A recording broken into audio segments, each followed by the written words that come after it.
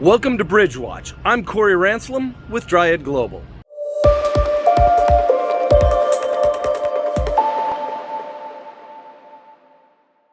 I'm Corey Ranslem with Dryad Global. Welcome to this week's episode of Bridge Watch. This week we are going to be talking about best management practices when it comes to piracy and maritime security. And I know there's a lot with that. This is a topic that we could probably put together an hour-long podcast, bring in experts, and there's a number of pieces. But what we want to try to do on the blog here is to be able to give you an idea of some of the things that you want to consider when it comes to best management practices with piracy. It's interesting that this week, so make sure you check the date on the vlog as you're watching here, but this week the International Maritime Bureau came out and said that piracy incidents globally are at an all-time low. So let's take a look at that. Piracy is at an all-time low, but we're seeing maritime security and other issues in the civil side, so on the land side, that are affecting maritime security, that are having a much greater impact than piracy events are globally. And we see that wax and wane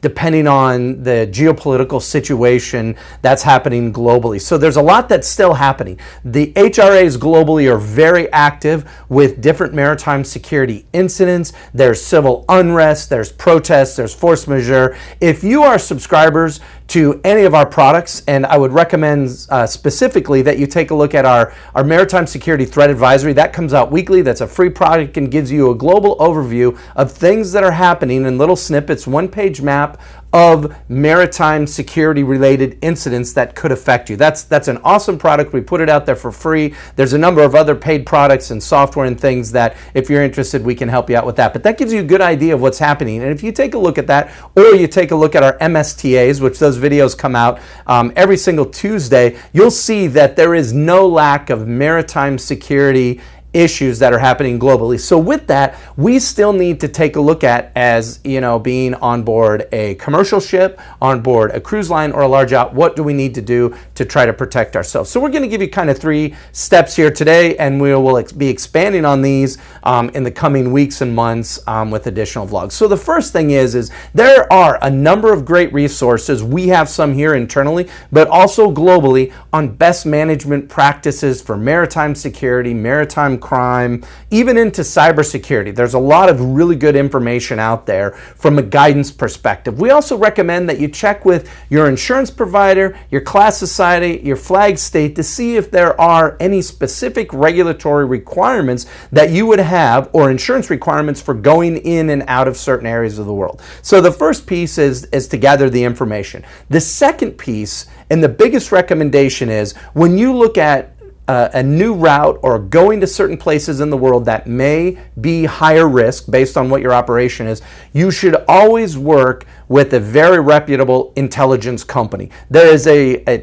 ton of data and information out there, and anybody can just poke and put points on a map, but you want to work with a company that not only understands the global geopolitics, but the context behind those events and how they may potentially affect your operations. So gathering your intelligence before you depart is extremely important. Once you have the intel piece together, once you understand my flag and my insurance requirements, the third part of that is to take that data and information and put a plan together. Depending on what type of vessel you are and where you're going, you may decide, you know what, at this time, because of incidents, I don't want to go to this particular area, so I'm going to plan, a new route. Or it may be such that, okay, I need to go to this area. What additional training or security measures do I need to take in account to go to this area? Or it may be, wow, this is a high risk area, but right now there's not a lot that's happening, so I feel confident. The plan is a big part. Once you have the information on what to do and how to protect yourself, the intelligence on what's happening, the plan is the biggest piece then to be able to move forward. And with that, you also want to be able to understand events and things that are happening and how that may be changing if you have an extended transit time. The maritime environment is so dynamic and changes all the time that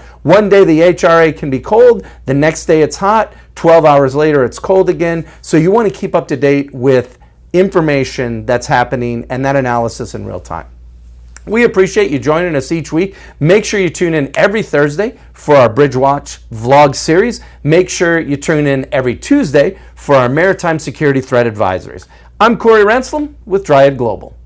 Hey, thanks for joining us on our weekly vlog today. We really appreciate all of our viewers. Make sure you connect to us through our social media detailed in the comments section below. Also, make sure you sign up on our website. We have a ton of free content when it comes to maritime security, threat assessments, and risk intelligence.